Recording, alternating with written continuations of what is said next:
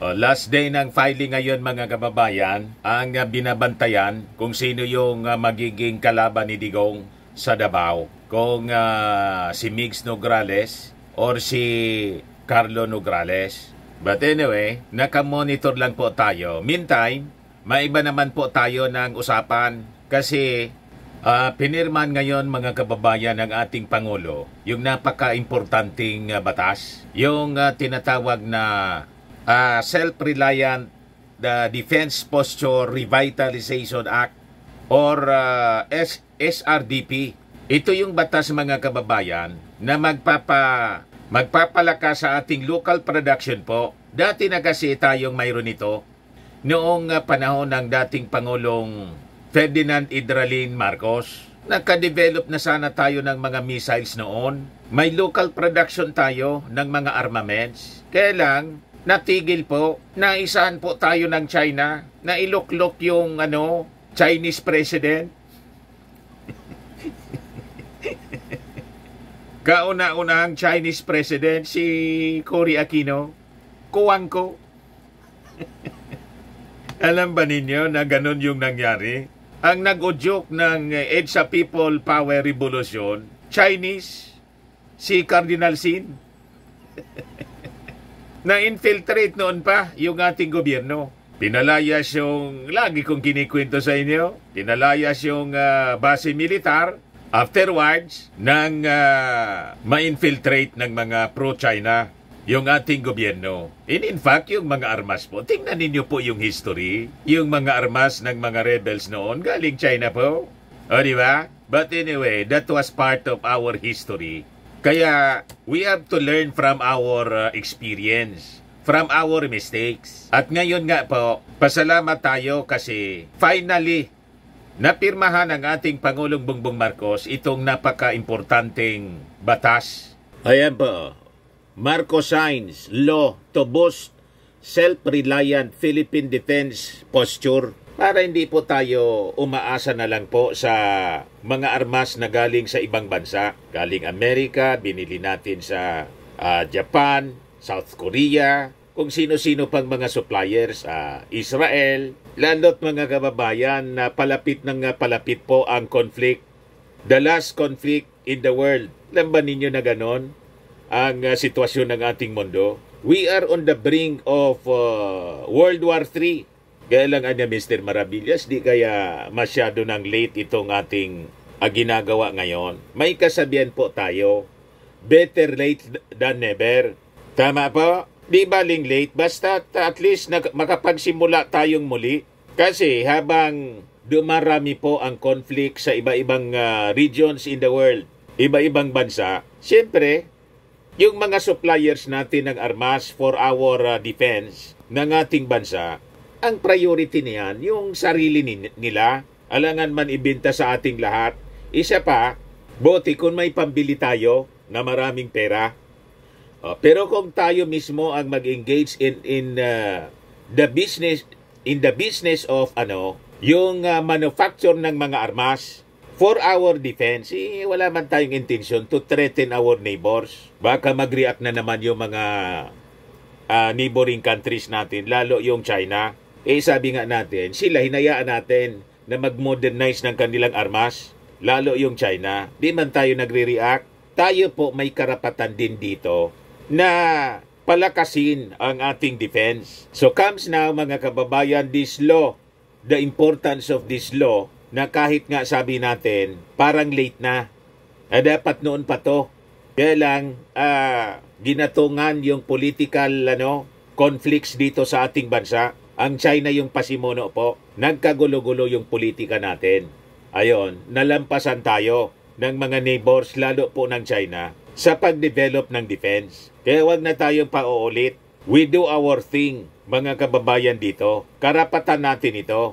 Lalo threaten yung ating sovereignty, yung ating territory, mga kababayan. But before ko ibigay sa inyo yung kwento, click subscribe muna dito sa ating YouTube channel and hit the notification bell para lagi po kayong updated sa mga kaganapan dito sa ating bansa. Like and share na rin po ninyo ng ating video. At huwag na rin po ninyo na skip yung ating mga commercial ads. para tuloy-tuloy lang ang pag-unlad ng bagong Pilipinas. Itong ating programa mga kababayan, atid sa inyo nitong ating mga sponsors. Firmax Firming and Lifting Cream. Pinapay po sa mga pulses in affected area. Mainam po ito sa mga pains at paninigas ng mga kaso-kasuan. Ito sa mukha naman yung application, anti-aging, Automax po siya. Ito ay Glow Zero mga kababayan. Whitening po siya. Made in South Korea. Ito naman po, Nengxia Red Mix Fruit Drink. Gawa po siya sa goji berry. May anti-cancer properties po siya. At sa mga nagana po ng malinis and spacious fitness gym, pumunta lang po kayo sa aming Colossal Fitness Gym. May Grab Car Rental din po kami. At bills payment po sa aming office. At saka sa mga mahilig po sa mga imported bags, manood po kayo sa live selling ni Madam Eileen Rosales sa kanyang Eileen Closet po. Pati mga shoes, ito yung kanya po. Ito yung kanyang page. Kita ninyo, napakagandang mga online selling po siya. Si Madam Eileen Rosales. Cellphone number niya po, 773-798-7816. So, balikan natin ang ating napaka-importanting kwento po. So, pasalamat tayo, mga kababayan, na we have our president na tulad ng ating Pangulong Bongbong. Visionary po siya. Alam niya kung ano yung direksyon ng ating mundo. Pagulo ng pagulo po ang ating mundo. At yung mga suppliers natin ng armas, tulad ng Amerika, Japan, pati India, may kanya-kanya naman sila pong problema. Pati Israel, lalo na po sa Israel ngayon, matindi po ang nangyayaring labanan sa Israel. Israel is fighting a 7-front war. At yung pinag-iisipan nilang mabuti ngayon, kung sasalakayin na nila, mga kababayan, yung nuclear facilities ng Iran. Ang gustong targetin nila ngayon, oil refineries, at saka yung lalo na yung nuclear facilities. Nakikipag-negotiate sila for support sa Amerika. Kasi yung Amerika po, ayaw. Pero desidido po yung Israel. Kahit ayaw nila, sabi ng Prime Minister nilang si Netanyahu, we can do it alone.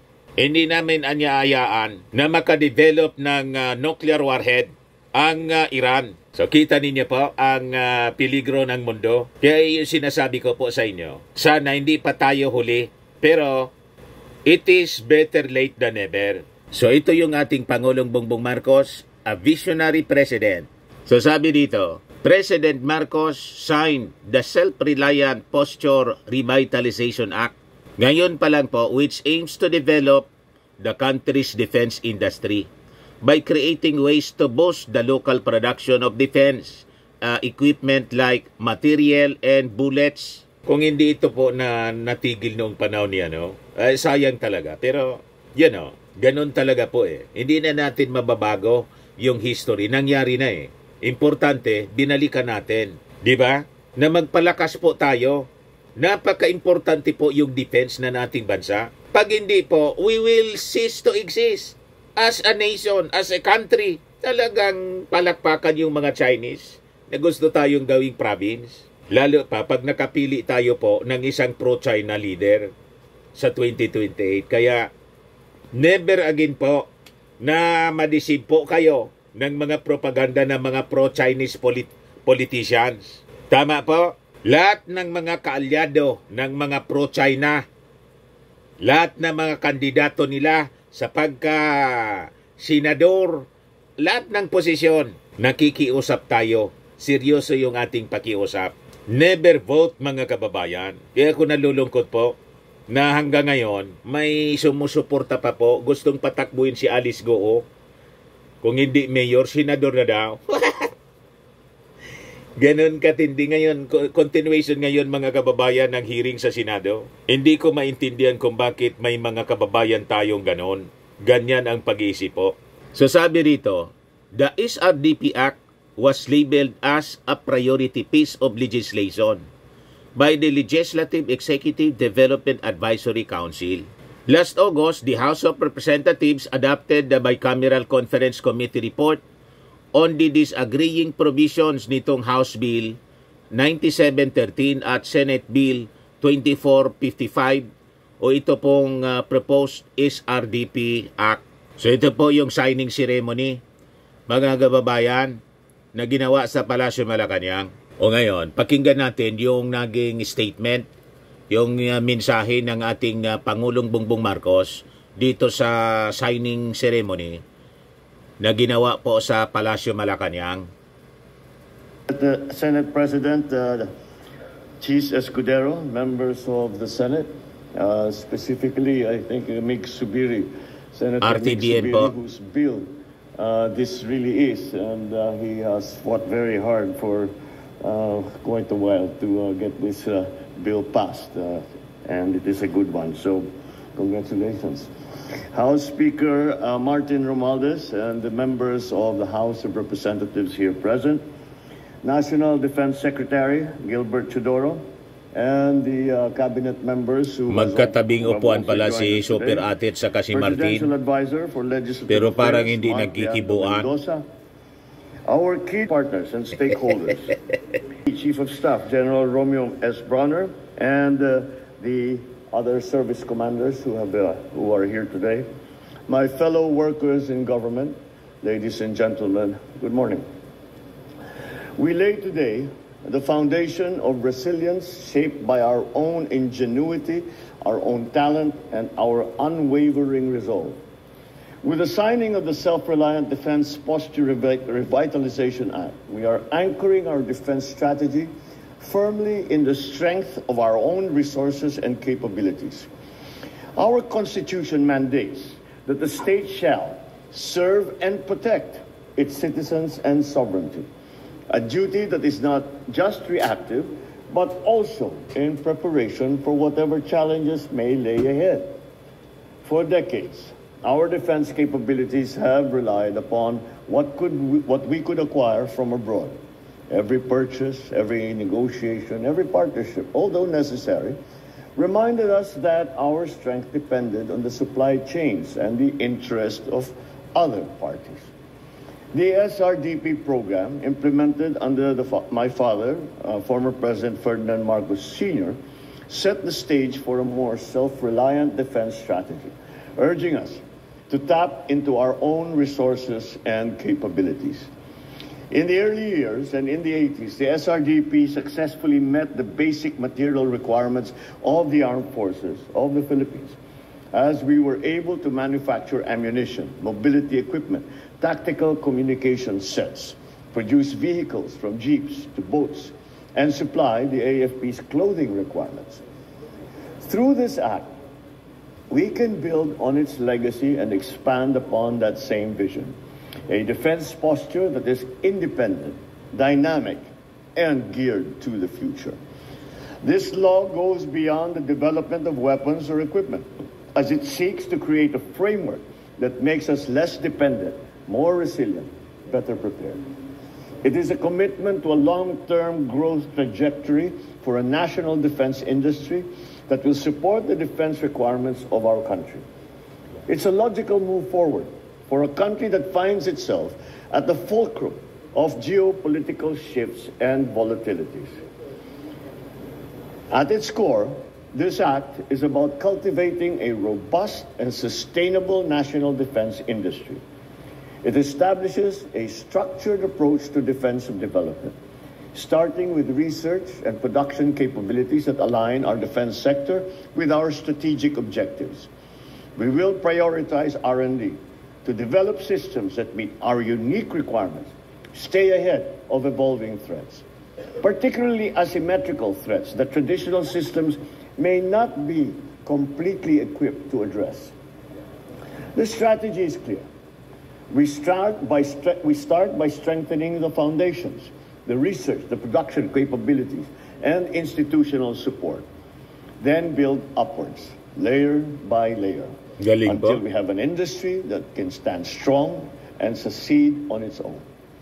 By consolidating these efforts under one roof, we aim to ensure that every peso spent and every effort made directly contributes to our overarching goal of self-reliance. The National Defense Industry Development Plan will serve as our guiding document, detailing the principles and goals that will shape our defense sector for years to come. It prioritizes the production of critical defense materiel here at home, from small arms and tactical vehicles to more sophisticated systems. It is about understanding what we need and why we need it, ensuring that every component is purpose-driven and strategically designed. Turning this vision into reality necessitates collaboration across sectors. The government does not do this alone. This endeavor requires the best minds in defense, science and technology, and business, from both practitioners and researchers. By establishing a clear framework to guide public-private partnerships, we are saying to local innovative councils, invention societies, universities, and other learning institutions, it is our chance to contribute to something greater, to help us protect the sovereignty and security of our nation. We will support these efforts through various means, from research grants to infrastructure assistance, because building a national defense industry is as much about enabling as it is about producing. The challenges we face today go far beyond traditional conflicts, and the need to develop technologies that will counter unconventional threats is more crucial than ever. Cybersecurity breaches, chemical attacks, radiological threats. These are more than hypothetical risks, but pressing realities. With this act, we are broadening our perspective on defense. We are not just looking at tanks and rifles. We are building capacities that address these unconventional dangers head-on. This means developing systems and strategies that are reactive and predictive, allowing us to stay a step ahead of those who wish harm to the Philippines. To foster innovation and the development of advanced defense equipment and systems, this law introduces a comprehensive incentive scheme for those who will choose to invest in defense technology and production. These incentives range from tax breaks to government-backed financing. Recognizing the importance of safeguarding the fruits of these efforts, this law prohibits the sale of defense material to private entities. This guarantees that the weapons, the equipment, and technologies that we build will never be turned against the very people that they were designed to protect. At this juncture, I once again would like to acknowledge the hard work of our legislators. We thank you for your determination to ensure the timely passage of this important bill. Your support to align this law with the administration's defense strategy while promoting self-defense reliance is truly commendable. To the private sector, it is an invitation to build an enduring defense industry. To our esteemed research institutions, let your innovations shape our future and propel us towards self-reliance. To our armed forces, understand this. We pledge that the Filipino soldier will be bolstered by the ingenuity and the expertise of the Filipino innovator. So together, let us build a robust defense industry that enhances national security, strengthens defense capabilities, and reinforces economic growth. Let this law lead us to a truly self-reliant defense posture, one that reflects the spirit, the skill, and resilience of Filipino people. Thank you. Good morning. Mabuhay ang bagong Pilipinas. Ayan po, mabuhay yung ating Pangulong Bongbong Marcos na binigyan ito ng priority. And siguro, dapat mga kababayan, yung ating technology sa defense should be at par with the best in the world, tulad po ng Amerika at siyempre yung Israel. Pati sa mga training, siguro yung technology ng Israel po, nakita ninyo, kamangha-mangha po, pinaulanan ng mga missiles ang Israel ng Iran. They have the interceptors, mga kababayan. 99% ng mga missiles Sa mid-air pa lang po, in space pa lang po, pinasasabog na. So we have to learn from the experience of Israel. And they have the best pilots, mga kababayan, in the world. So yung ating mga piloto sa ating Air Force po, dapat siguro matraining po sa Israel sa pakikipaglaban. And we can also acquire technology or defense technology sa kanila po. Anyway, maganda naman yung relasyon natin. Kaya sabi ko nga, nalungkot tayo nang kinondemn natin yung Israel through the DFA sa issue po ng conflict doon sa Hamas. Mali yung posisyon po ng ating bansa. Ngayon po, kahapon o ngayon, anniversary po ng attack sa Israel. Yung October 7 attack, October 8 dito, pero sa kanila October 7 pa lang. Yan o. Countries around the world commemorate the anniversary of Hamas attack on Israel.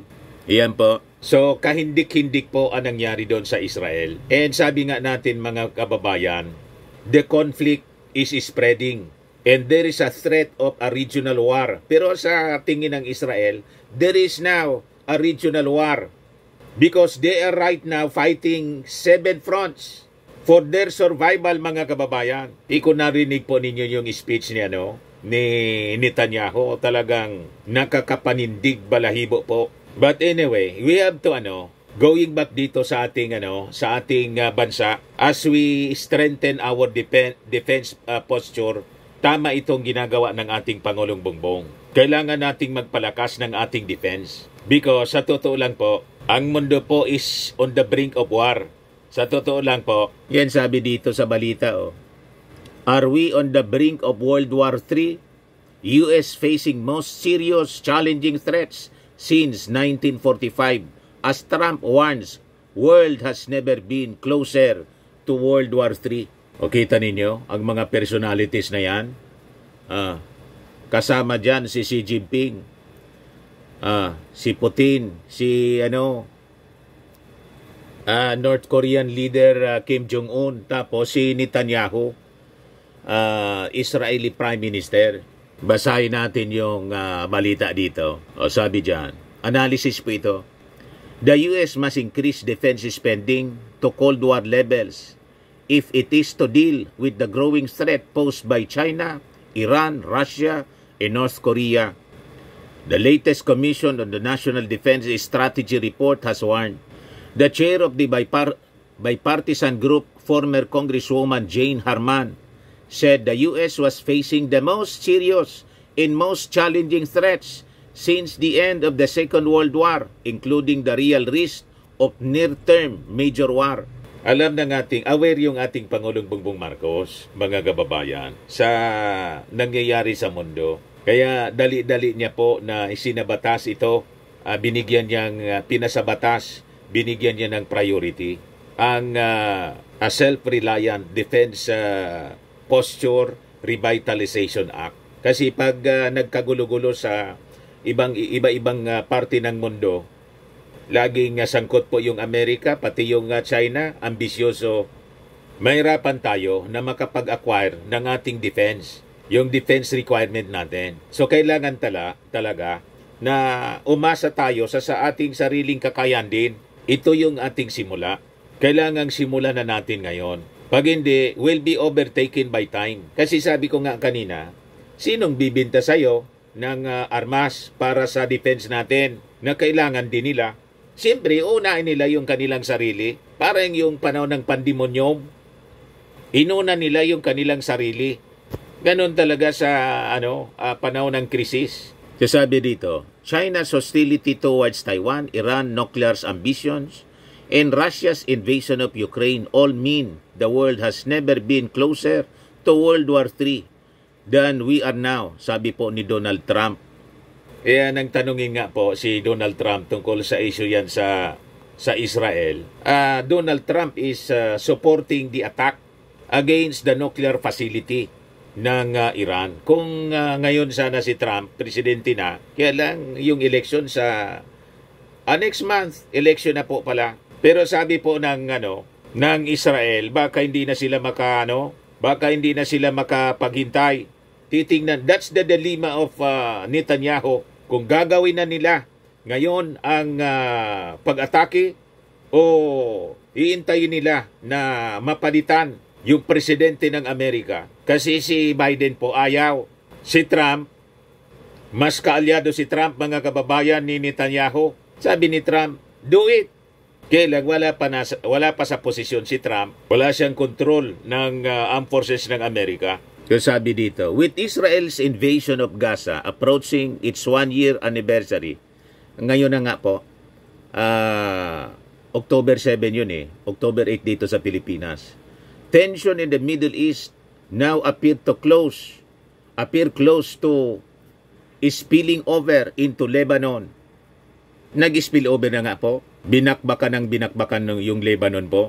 Following a series of increasingly deadly exchange between Israel and Hezbollah. So serious were the exchanges of fire this weekend. It is hard to be sure that the two sides have not already crossed the threshold of all-out war.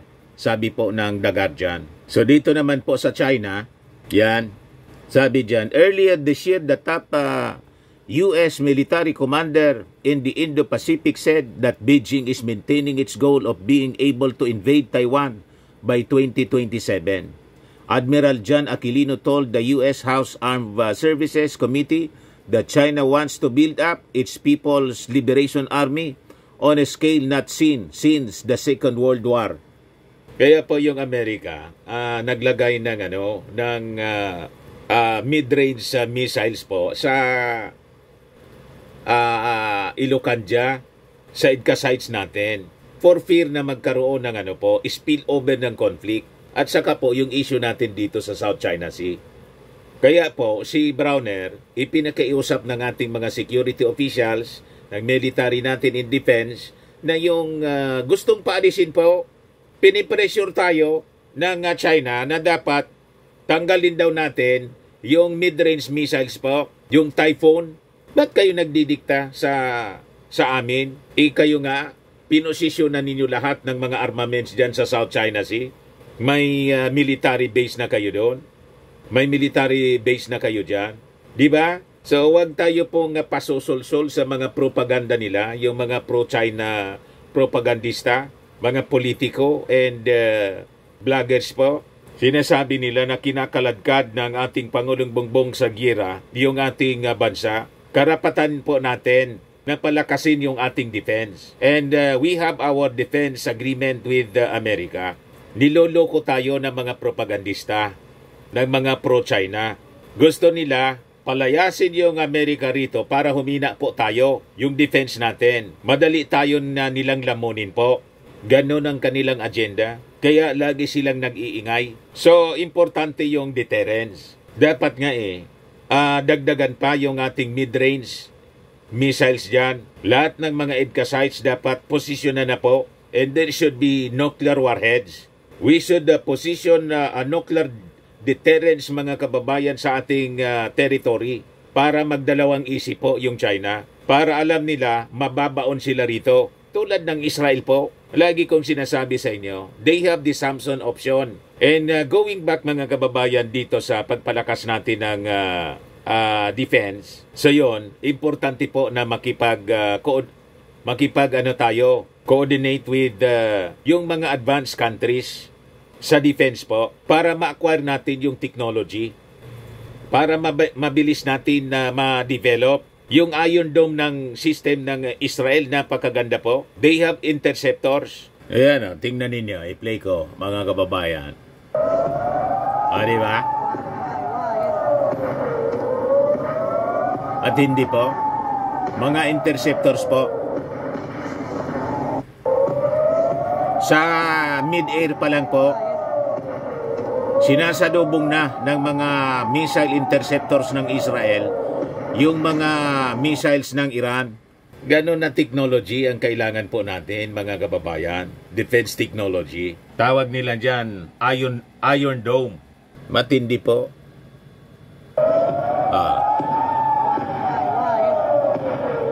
Ganyan katindi, mga kababayan.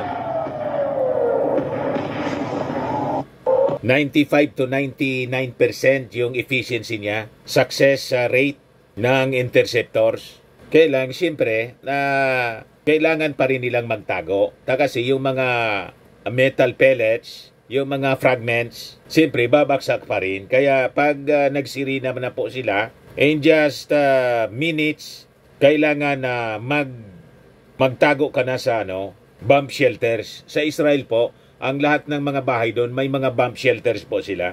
Ganon katindi po. Sa mga naghanap ng malinis and spacious fitness gym, pumunta lang po kayo sa aming Colossal Fitness Gym. We also offer Grab Car Rental with our brand new 2023 model ng Toyota Innova.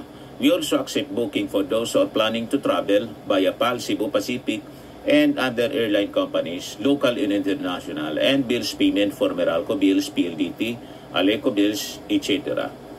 Ang Colossal Fitness Gym is located at 3rd floor Security Bank Building, Landco Business Park, Legazpi City, Albay.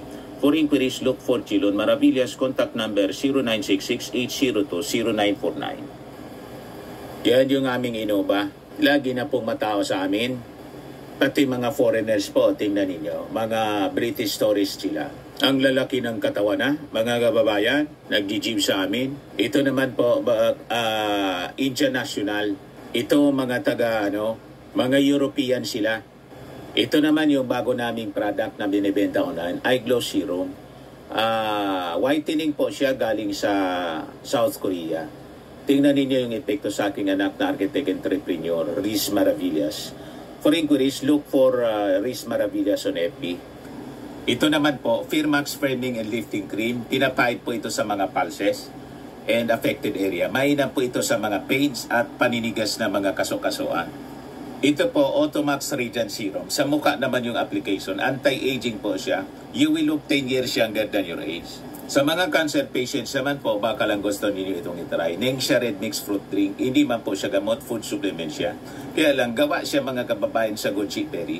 Yung goji berry may anti-cancer properties. Yung mga inquiries ninyo, dumiretso na lang kayo sa aming messenger sa Facebook para masagot namin agad. Ayos po, ako po si Dante Maravillas. Bye-bye. God bless.